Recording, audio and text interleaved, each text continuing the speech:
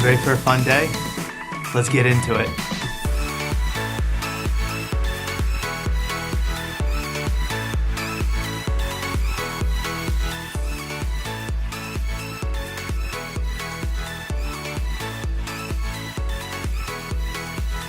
All right, so here is the first ever day in the life of a shop owner. It's not really a day in the life. It's more of like a shop vlog, really.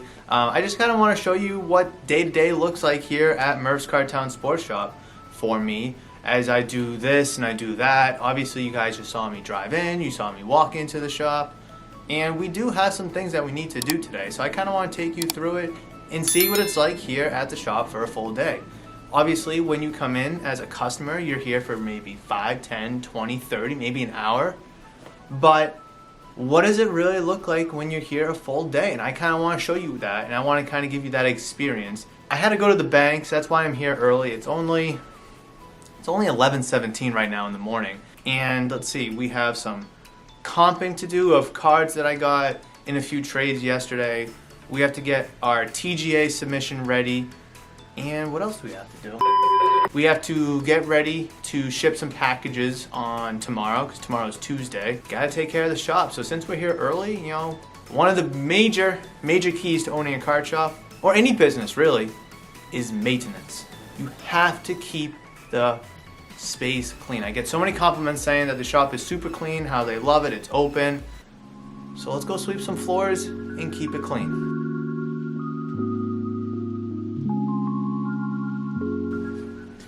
Do you guys want to see more of me sweeping the floor? I have to do it, but you guys really want to see me sweep the floor?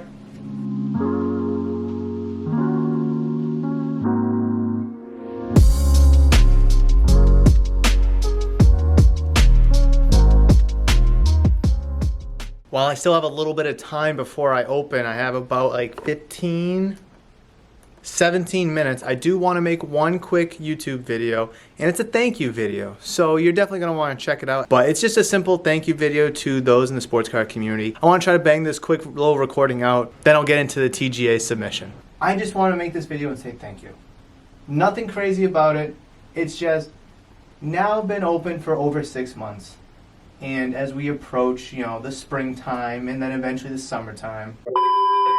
So we just finished recording that thank you video, and now we need to get these cards into my computer so we can officially put them into the system so I can then submit them to TGA. So I got to get that done now because I don't want to send cards out and not have a track record of whose they are. That'd be pretty clumsy of myself. So let's get on to that right now.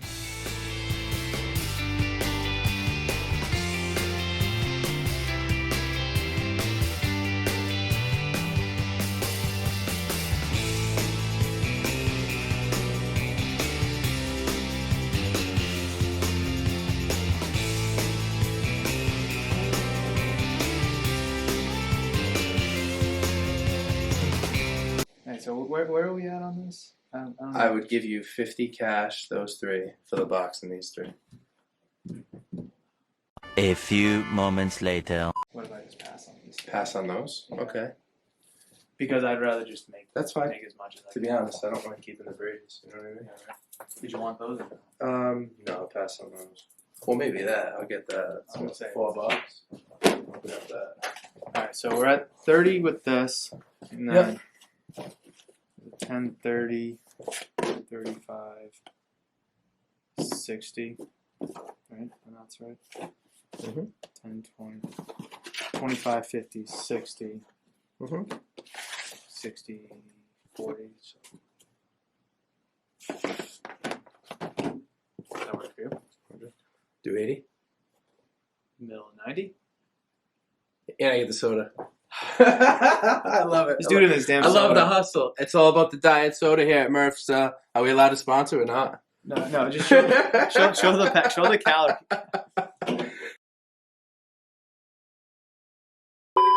We have a submission that we need to drop off at the post office tomorrow, so I just kind of want to write out the submission list, and I want to prep the cards to get graded, and I also want to get that box all wrapped up. So all I have to do is get the shipping label and drop it off at the post office tomorrow.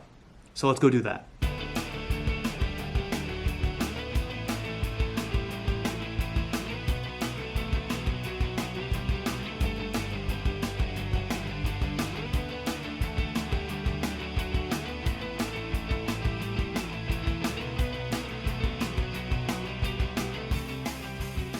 So real quick, what I've been doing with these cards, I've been putting these tags on them. So for when the person grading at TGA goes to look at this Wander Franco, he can just take this little pull tab right here and easily slide the card out instead of having to like dig his fingers or her fingers into the card. And super simple. You can get them at the Dollar Tree, you can get them at Walmart, really wherever. And they're just like little post-it tabs where you would kind of put like on a contract or whatever, so like, you know, people know where to sign or initial.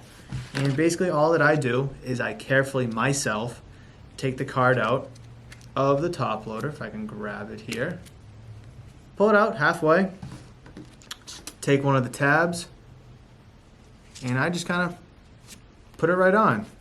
Gently rub it on to make sure it sticks. And then I slowly glide the card, give it a nice little tap or two. And now the card is in there, ready for the grader to just pull it out and grade the card.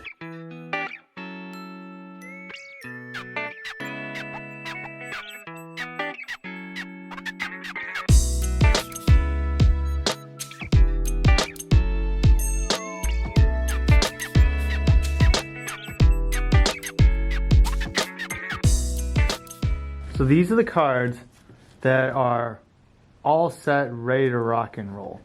I don't know, how many do we have on the list so far? That's 14. These are the ones that I still need to prep with the Post-it. And then these are the cards that I may want to send out. I still need to inspect them myself and judge them myself. And you can see there's a little bit of Yu-Gi-Oh in there. And then it goes into some modern football. And then there's some vintage baseball. So that is basically on my agenda for today. This will probably take me another, I don't know, 20 minutes or so. So now we've jumped behind the counter and I have my mat all ready to go. I have my magnifying glass and I have my little dust cloth. Some essentials when you're looking at a card to get it inspected for grading. Also some gloves as well. And the cards that I just put on the submission list are customer cards that are already predetermined to go out and get graded. We already kind of did this process when they brought them in to, hey, should we get these graded? Do you think I should get this graded? So I do have a bunch of cards here that I've already kind of showed you. And with vintage, it's a little bit easier to kind of put it on the submission list because you expect the card to have some wear and tear. You don't expect it to always come back at 10. So these are just some cards that I'd like to add to the baseball case just to give a little more vintage options for people. So I'm going to look at those probably last because the majority of them will probably go out. The Yu-Gi-Oh! Probably in the same category as the vintage is most of these cards are probably going to go to get graded anyways because A, they're in fairly great shape, and B, I could use some Yu-Gi-Oh! Graded cards here regardless of the grades, so these will probably just get on the list anyways.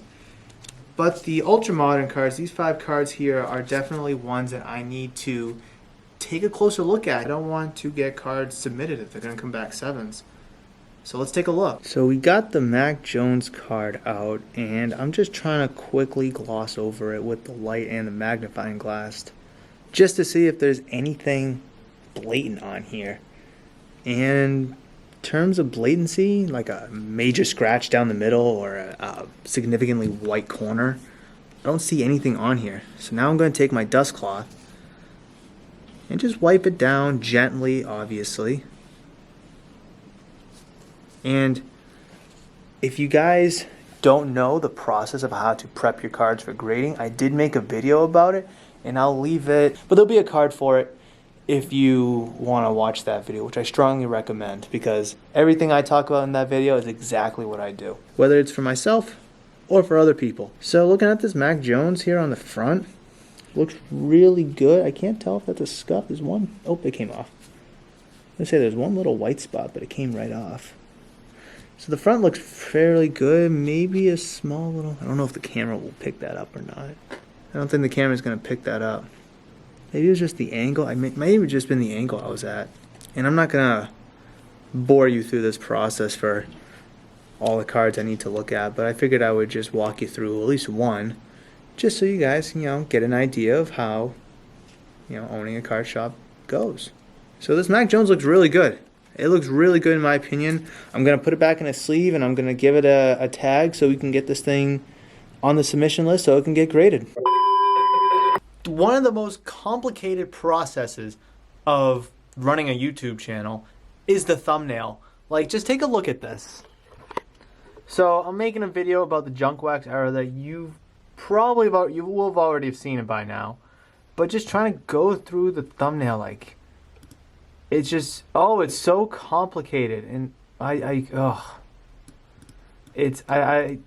at a loss of words almost because it's so complicated. Like, do I want it to kind of look like that, and then have this there? Hold on, I need a command send to back, and kind of have it look like that. I guess I kind of like that. And they'll do that the same thing here. I mean, do I like something like that? Or should it say, over 1 billion printed, ... Kind of leave it on a cliffhanger. But it's like you see all the years. So I'm trying to make the thumbnail, the title, kind of be cohesive. And this is the best one that I've gotten so far. But I'm not in love with it. Like I said, you've already seen the video, so you've already known what the thumbnail looks like by the time you see this. But this is kind of what I'm going through right now, trying to figure out this damn thumbnail. So now we have to comp out some cards here, and picked up a Deshaun Watson Optic, Dalvin Cook Pink Optic. I got this in a trade, a different trade I should say. Those two were in one trade. This is in a separate trade. Silver Casey Mize Rookie Patch, pretty sweet. Aaron Judge out of 150. And then I got a Jamar Chase rookie patch from this year's Illusions. Plus I picked up 2 slabs as well, a green Prism Kobe Bryant PSA 9, and then a 2019 Topps Fernando Tatis Jr. So I just want to comp these cards out, see if I should put them in the cases now, maybe I should hold them a little bit. And if I do put them in the case, then we got to get a sticker and we got to, make some room if necessary. So let's dive in.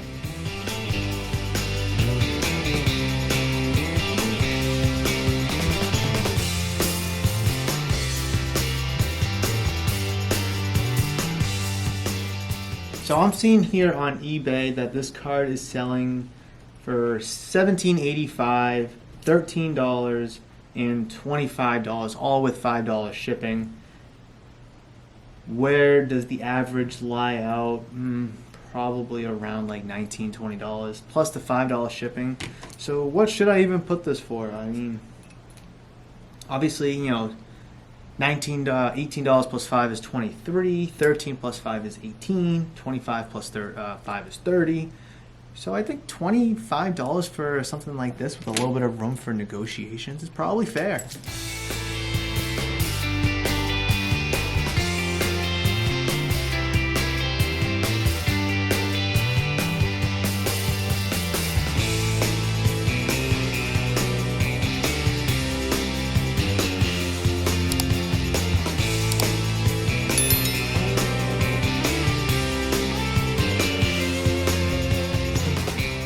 So we just finished up pricing these ones out, like I mentioned earlier. 25 for the Jamar.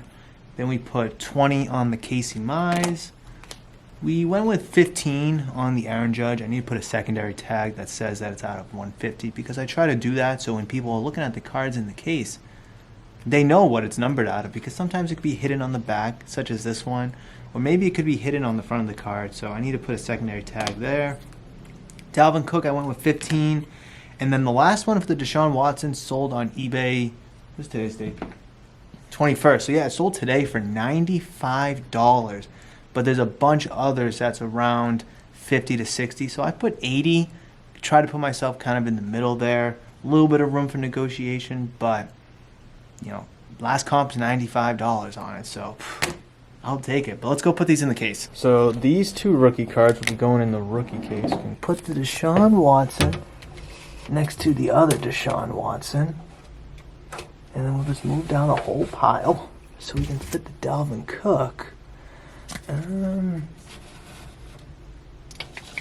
We'll put the Dalvin Cook like right there. Get this open.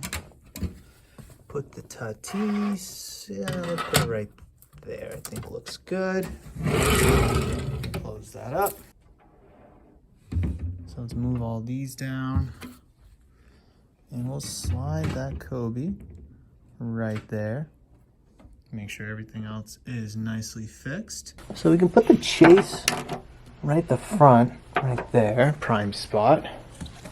And then the Casey Mize. But my camera battery's about to die, so I'm gonna have to stop this video and I'm gonna have to kind of jump to the next clip after the battery finishes charging. So I gotta switch to my phone for this one, but we have 1, 2, 3, 4, 5 cases of penny sleeves, soft sleeves that you know and love over here. Got 5 fresh cases in. Then we also have some 2021, 22 Series 1 Upper Deck Hockey hobbies. And then this box right here, I know the glare is brutal right now. 2021 Diamond Kings Baseball. You can get downtowns for baseball. Yes, it's unlicensed, but it is what it is. You can get two autographs or a memorabilia card per box on average. And like I said, you can get downtowns in here, and I'm very excited for that. So this might be a fun little rip for maybe celebrating opening day.